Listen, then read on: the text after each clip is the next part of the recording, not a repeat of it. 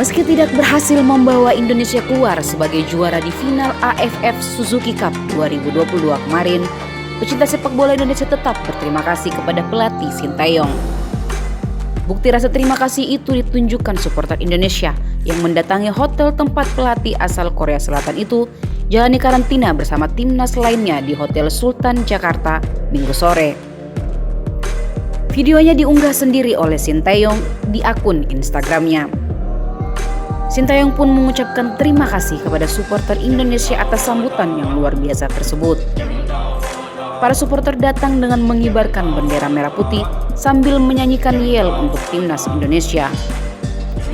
Mereka juga membawa banner bertuliskan "I'm proud of you" yang artinya saya bangga padamu. Makna tulisan itu tentunya lah ditujukan atas kerja keras timnas Indonesia beserta pelatih Sintayong yang berhasil membawa harum nama sepak bola Indonesia.